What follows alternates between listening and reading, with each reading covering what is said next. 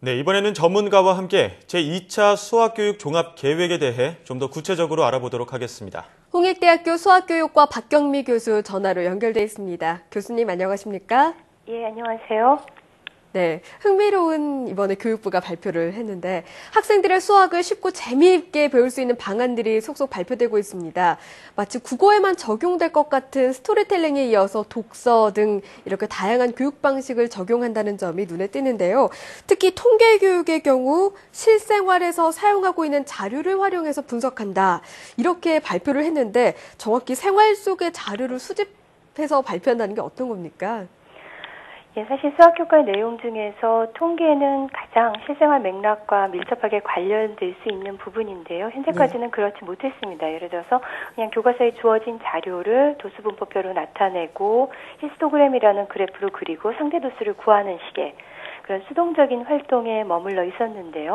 네. 또 무엇보다도 손으로 계산을 해야 되니까 그 데이터의 수도 적고요. 그런데 이제 계산기 같은 공학적 도구를 활용하거나 국가적으로 그 통계 소프트웨어를 개발해서 제공할 그런 계획을 갖고 있는데요. 예. 이제 그런 상황이 되면은 예를 들어서 통계청에 탑재된 방대한 자료를 가져다가 그냥 바로 분석을 할 수 있거든요. 예. 뭐 상관관계도 볼 수 있고 또 상관계수도 그려볼 수 있고 그걸 손으로 하지 않고요.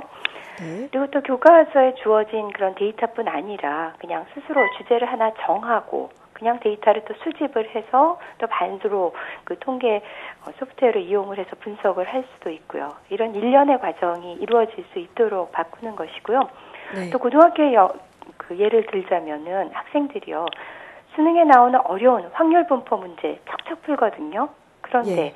미디어에 소개되는 여론조사의 표본조차는 이해하지 못하고요. 굉장히 아이러니한 상황이죠. 예. 그래서 이번 종합계획에서는 이런 점들을 적시하고 현실 세계의 자료를 분석하고 해석하고 그런 능력으로 통계교육의 그 패러다임을 바꾸는 것입니다.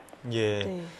계산기도 활용하고 또 우리 실생활에 있는 어떤 통계 자료들을 연구하고 또 주제를 잡고 이런 수업들이 계속될 거라고 이렇게 말씀을 해주셨는데요. 네. 중간 기말고사를 보지 않는 대신에 토론이나 탐구 수업을 추가하는 자유학기제가 내년부터 중학교에 전면 시행될 예정입니다. 이 네. 자유학기제에도 적합한 수학 교육이라는 생각도 듭니다. 그런데 또 한편으로는 이 학생들의 수학 과목에 대한 평가도 결과보다 과정 중심으로 강화된다고 하는데 이게 또 변별력이 떨어지진 않을까 하는 괜한 우려도 드는데요.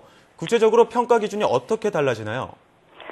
예, 일단 그 자유학기제 말씀부터 드리면은요. 예. 이제 대학의 중학교 1학년 2학기가 자유학기제가 되죠. 근데 좀 전에 말씀드린 그 통계 내용도 그 학기에 배정이 되어 있고요.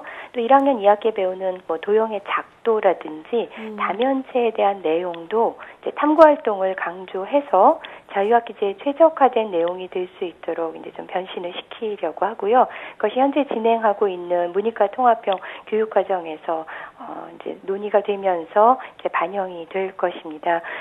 그리고 평가 관련해서는 이제 학교에서 보는 중간 기말고사에 이제 서술형도 있지만 선택형, 즉 사지선다형이 주류를 이루죠. 네. 여기서는 그냥 중간 과정은 어찌 되건 그냥 결과만 맞으면 되는 건데 그래도 서술형 평가, 즉 주관식 문제의 비중을 늘릴 것이고요.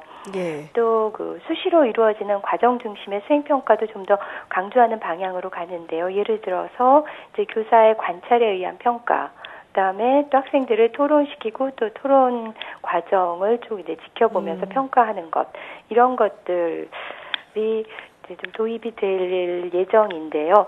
아까 앵커분께서 말씀하신 바와 같이 그랬을 때 어떤 신뢰성, 객관성 이런 부분이 좀 문제시 될 수는 있겠죠. 그런데 네. 그렇게 어떤 수학교육의 본질을 살리는 거하고 또 객관성, 신뢰성 이 부분은 참 양립하기가 어려운데 예. 이제 신뢰 사회로 가는 만큼 또 교사의 좀 주관성이 개입될 수도 있는 평가를 우리가 믿어야 되겠죠. 그리고 또 네. 차기 교육 과정에서는 그 평가상의 유의점이라는 것을 두게 됩니다. 그래서 수학 내용을 지나치게 어렵게 구현한, 비정상으로 꼬고꼰 문제 이런 것이 출제되는 것을 방지하는 장치를 둘 예정입니다.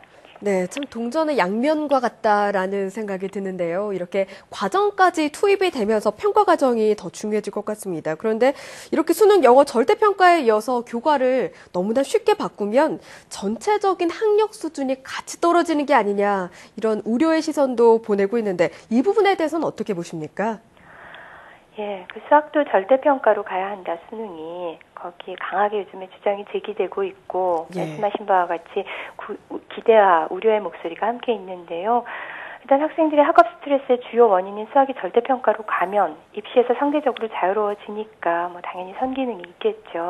그런데 다 아시다시피 한 국가의 과학기술의 수준은 수학의 수준을 넘어설 수 없기 때문에 일각에서는 또 그렇게 우려를 하는 것이고요. 근데 이에 대해서는 해법을 투 트랙에서 전 찾아야 된다고 보는데요. 일단 모든 학생을 위한 수학은 그러니까 쉬워지는 방향을 아무래도 견지해야 될 것이고 그 대신 엘리트를 위한 수학은 더 강화시켜서 국가 경쟁력을 책임질 학생들은 수학에서 가속 페달을 밟을 수 있도록 이렇게 장치를 또 같이 마련해야 되겠죠. 예. 어쨌든 이 수학에 대한 흥미를 유도한다라는 정책이 잘 시행되면 효과도 클 것 같은데요. 이번 개정 작업을 통해서 어떤 효과들을 기대해 볼 수 있을까요?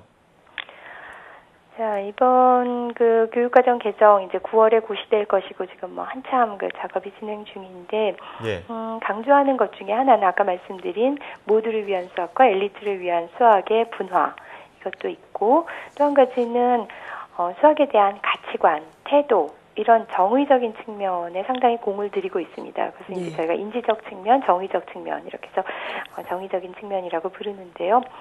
사실 학생들의 어떤 가치관을 고양시킬 묘안은 없습니다. 그렇지만 예를 들어서 그냥 수식만 가득한 결과로서의 수학이 아니라 그 수학의 개념과 원리가 도출된 역사적 배경 또 뭐 관련 실생활 예들을 풍부하게 제공하게 되면 아무래도 좀 수학에 대한 흥미를 진작시킬 수 있지 않을까.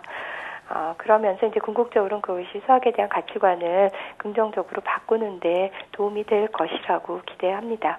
네, 장기적인 발표라는 생각도 듭니다. 이를 통해 학생들의 흥미 함께 높아지길 바라봅니다. 지금까지 홍익대학교 수학교육과 박경미 교수와 함께 이야기 나눠봤습니다. 교수님, 오늘 말씀 감사합니다. 예, 감사합니다. 예, 이 한국 학생들의 수학 성적은 OECD 국가 중 최상위권이지만 이 수학에 대한 흥미도는 최하위권이라고 합니다. 말씀하셨지만 앞으로 이 모두를 위한 수학 교육 정책이 모쪼록 올바른 방향으로 잘 정착됐으면 하는 바람입니다. 네, 남 이야기가 아닙니다. 저도 학창시절 때 수학하면 어렵다라는 생각부터 들었는데 오죽하면 수학을 포기하는 학생들을 수포자라고 하는 말도 생겼다고 하잖아요. 이제 앞으로 수질자라고 해야 될까요? 수학을 즐기는 학생들이 많이 늘어났으면 좋겠네요.